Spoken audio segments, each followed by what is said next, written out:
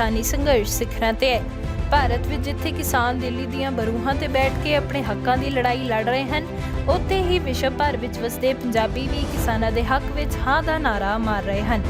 ਪ੍ਰਵਾਸੀ ਪੰਜਾਬੀਆਂ ਵੱਲੋਂ ਆਪਣੇ ਪੱਧਰ ਤੇ ਨਿਤ ਹੀ ਕਿਸਾਨੀ ਸੰਘਰਸ਼ ਦੀ ਹਮਾਇਤ ਕੀਤੀ ਜਾਂਦੀ ਹੈ ਅਤੇ ਭਾਰਤ ਸਰਕਾਰ ਨੂੰ ਜੰਮ ਕੇ ਲਾਂਤਾਂ ਪਾਈਆਂ ਜਾਂਦੀਆਂ ਹਨ। ਵਿਦੇਸ਼ਾਂ ਵਿੱਚ ਵਸਦੇ ਪੰਜਾਬੀ ਕਾਰ ਰੈਲੀਆਂ, ਰੋਸ ਮੁਜ਼ਾਹਰੇ ਆਦਿ ਤਰੀਕੇ ਵਰਤ ਕੇ ਇਸ ਕਿਸਾਨੀ ਸੰਘਰਸ਼ ਦੀ ਹਮਾਇਤ ਕਰ ਰਹੇ ਹਨ ਅਤੇ ਆਪਣਾ ਯੋਗਦਾਨ ਪਾ ਰਹੇ ਹਨ। ਅਜਿਹੀ ਹੀ ਇੱਕ ਮਿਸਾਲ ਨਿਊ ਜਰਸੀ ਵਿੱਚ ਰਹਿੰਦੇ ਜੋਗਾ ਸਿੰਘ ਹਨ, ਜੋ ਕਿ ਰੋਜ਼ 11 ਤੋਂ 2 ਵਜੇ ਤੱਕ ਭਾਰਤੀ ਅੰਬੈਸੀ ਦੇ ਸਾਹਮਣੇ ਰੋਸ ਮੁਜ਼ਾਹਰਾ ਕਰਕੇ ਕਿਸਾਨੀ ਸੰਘਰਸ਼ ਅਤੇ ਕਿਸਾਨਾਂ ਦੇ ਪ੍ਰਤੀ ਆਪਣਾ ਯੋਗਦਾਨ ਪਾਉਂਦੇ ਹਨ।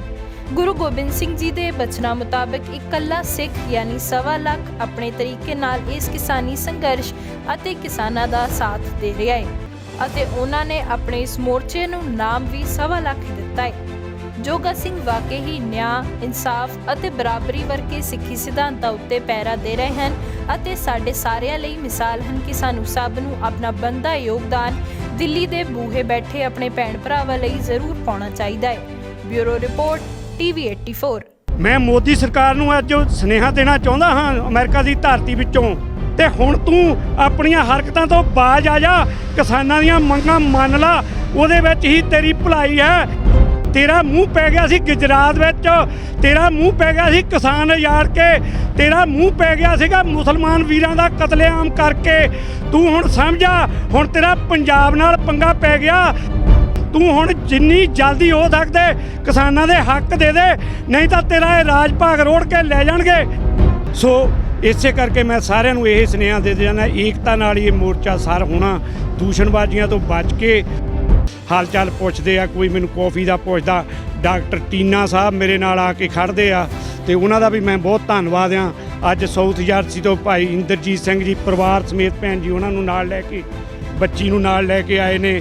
ਇਹ 3 ਘੰਟੇ ਦੀ ਡਰਾਈਵ ਕਰਕੇ ਆਏ ਨੇ ਅਤੇ ਮੈਨੂੰ ਜਿਵੇਂ ਭਾਈ ਮਨੀ ਸਿੰਘ ਸੁਸਾਇਟੀ ਵੱਲੋਂ ਵੀ ਬੜਾ ਪਿਆਰ ਮਿਲਿਆ, ਉਹ ਵੀ ਆ ਕੇ ਇੱਥੇ ਮੇਰੇ ਨਾਲ ਖੜ੍ਹਦੇ ਆ ਵੀਰ, ਅਤੇ ਉਹਨਾਂ ਦਾ ਵੀ ਮੈਂ ਧੰਨਵਾਦੀ ਹਾਂ। ਜਿਹੜਾ ਵੀ ਆਉਂਦਾ ਮੈਂ ਉਹਦਾ ਬੜੇ ਮਾਣ ਸਤਿਕਾਰ ਨਾਲ ਉਹਨਾਂ ਦਾ ਸਵਾਗਤ ਕਰਦਾ ਹਾਂ। 1.25 ਲੱਖ ਖਾਲਸਾ ਮੋਰਚੇ ਦੇ ਵਿੱਚ ਇਹ ਮੇਰੀ ਰੂਟੀਨ ਹੈ ਜੀ।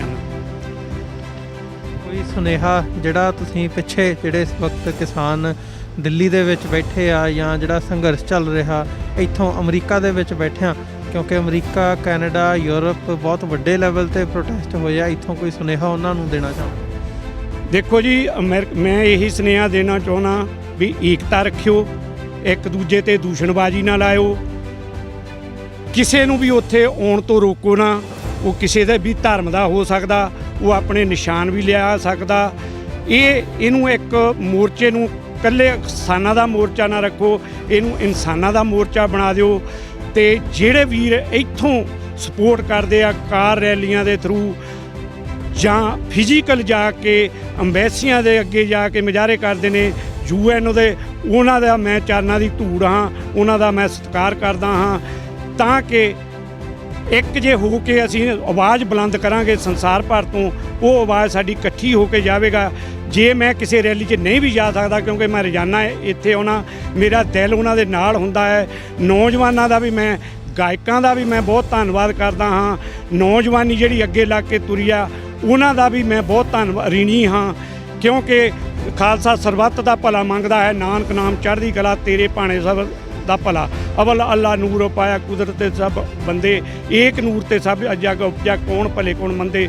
ਸੋ ਇਸੇ ਕਰਕੇ ਮੈਂ ਸਾਰਿਆਂ ਨੂੰ ਇਹ ਸੁਨੇਹਾ ਦੇ ਦੇਣਾ, ਏਕਤਾ ਨਾਲ ਹੀ ਇਹ ਮੋਰਚਾ ਸਰ ਹੋਣਾ। ਦੂਸ਼ਣਬਾਜ਼ੀਆਂ ਤੋਂ ਬਚ ਕੇ, ਠੰਡ ਗਰਮੀ ਦਾ ਕੋਈ ਪਰਵਾਹ ਨਾ ਕਰੋ ਅਤੇ ਜੁੜੇ ਰਹੋ, ਅਤੇ ਦਿੱਲੀ ਨੂੰ ਹਰਾ ਕੇ ਕਿਸਾਨਾਂ ਦੀ ਜਿੱਤ ਹੋਵੇ, ਅਤੇ ਇਸ ਦੇ ਵਿੱਚ ਹੀ ਭਲਾਈ ਆ। ਏਕਤਾ ਦਾ ਸੂਤ ਦਿਓ।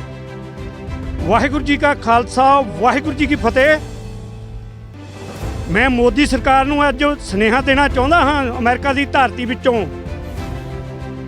ਭਾਰਤੀ ਅੰਬੈਸੀ ਤੇ ਮੋਦੀ ਦੀ ਹਿੱਕ ਤੇ ਚੜ੍ਹ ਕੇ, ਮੋਦੀ ਤੂੰ ਪੱਥਰ ਰੱਖ ਕੇ, ਤੂੰ ਟੋਏ ਖੱਡੇ ਪੱਟ ਕੇ, ਟਿੱਬੇ ਲਾ ਕੇ, ਪਾਣੀ ਦੀਆਂ ਬੁਛਾਰਾਂ ਮਾਰ ਕੇ ਤੇ ਹੰਝੂ ਗੈਸ ਛੱਡ ਕੇ ਸਾਡਾ ਸਿਦਕ ਪਰਖ ਲਿਆ, ਸਾਡੀ ਸ਼ਾਂਤੀ ਪਰਖ ਲਈ ਆ। ਉਸ ਪਰਖ ਦੇ ਉੱਤੇ ਅਸੀਂ ਪੂਰੇ ਉਤਰਦੇ ਹੋਏ ਪੰਜਾਬ ਦੇ ਨੌਜਵਾਨ ਖਾਲਸਾਈ ਝੰਡੇ ਲੈ ਕੇ ਸਰਬੱਤ ਦਾ ਭਲਾ ਮੰਗਦੇ ਹੋਏ ਉੱਥੇ ਪਹੁੰਚ ਗਏ ਤੇ ਹੁਣ ਤੂੰ ਆਪਣੀਆਂ ਹਰਕਤਾਂ ਤੋਂ ਬਾਜ਼ ਆ ਜਾ, ਕਿਸਾਨਾਂ ਦੀਆਂ ਮੰਗਾਂ ਮੰਨ ਲਾ, ਉਹਦੇ ਵਿੱਚ ਹੀ ਤੇਰੀ ਭਲਾਈ ਹੈ। ਤੇਰੇ ਟੋਏ ਟਿੱਬੇ ਸਾਡੀ ਸ਼ਾਂਤੀ ਨੂੰ ਪਰਖ ਚੁੱਕੇ ਨੇ। ਸਾਨੂੰ ਸ਼ਾਂਤ ਰਹਿਣ ਦੇ। ਖਾਲਸਾ ਜਿੰਨਾ ਚਿਰ ਸ਼ਾਂਤ ਰਹਿੰਦਾ ਹੈ ਇਹ ਹਰ ਇੱਕ ਦੀ ਰੱਖਿਆ ਕਰਦਾ ਹੈ।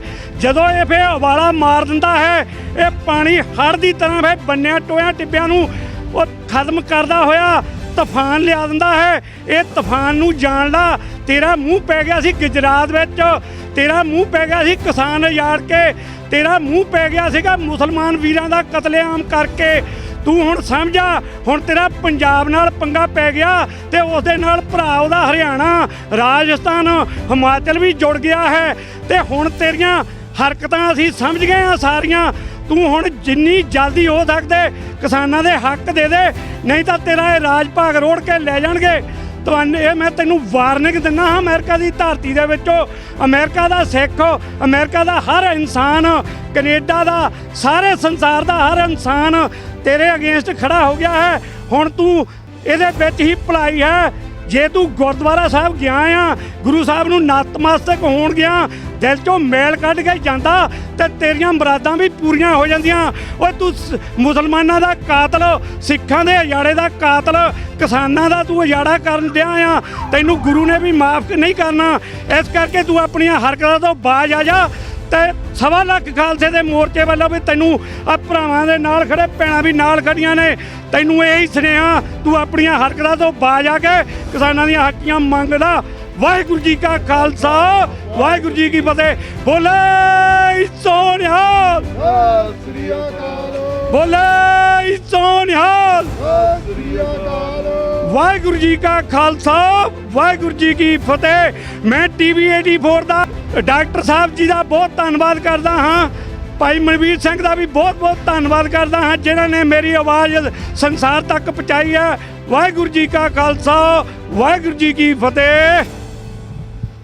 ਵਾਹਿਗੁਰੂ ਜੀ ਕਾ ਖਾਲਸਾ, ਵਾਹਿਗੁਰੂ ਜੀ ਕੀ ਫਤਿਹ। ਮੈਂ ਇੰਦਰਜੀਤ ਸਿੰਘ ਨਿਊ ਜਰਸੀ ਤੋਂ ਸੇਵਾਦਾਰ ਸ਼੍ਰੋਮਣੀ ਅਕਾਲੀ ਦਲ ਅੰਮ੍ਰਿਤਸਰ। ਤੇ ਮੈਂ ਕਿਸਾਨਾਂ ਦੇ ਨਾਲ ਆਇਆ ਤੇ ਜੋਗਾ ਜੋ ਸਾਡਾ ਵੀਰ ਜੋਗਾ ਸਿੰਘ 1.25 ਲੱਖ ਖਾਲਸਾ ਜੋ ਇਸ ਨੇ ਮੋਰਚਾ ਲਾਇਆ ਹੋਇਆ 1.25 ਲੱਖ ਖਾਲਸਾ, ਉਹਦੇ ਨਾਲ ਉਹਦੀ ਹਮਾਇਤ ਲਈ ਅਤੇ ਜੋ ਭਾਰਤ ਦੇ ਵਿੱਚ ਕਿਸਾਨਾਂ ਨੇ ਦਿੱਲੀ ਵਿੱਚ ਮੋਰਚਾ ਲਾਇਆ ਹੋਇਆ ਹੈ ਉਹਨਾਂ ਦੀ ਹਮਾਇਤ ਲਈ ਅਸੀਂ ਇੱਥੇ ਨਿਊਯਾਰਕ ਅੰਬੈਸੀ ਦੇ ਸਾਹਮਣੇ ਅਸੀਂ ਉਸ ਦੇ ਲਈ ਪਹੁੰਚੇ ਹਾਂ। ਮੈਂ ਨਿਊ ਜਰਸੀ, ਸਾਊਥ ਜਰਸੀ ਦੇ ਵਿੱਚ ਰਹਿੰਦਾ ਹਾਂ ਤੇ ਇਸ ਕਰਕੇ ਅਸੀਂ ਇਹਨਾਂ ਕਿਸਾਨਾਂ ਦੀ ਸਪੋਰਟ ਲਈ, ਮਦਦ ਲਈ ਆਏ ਹਾਂ।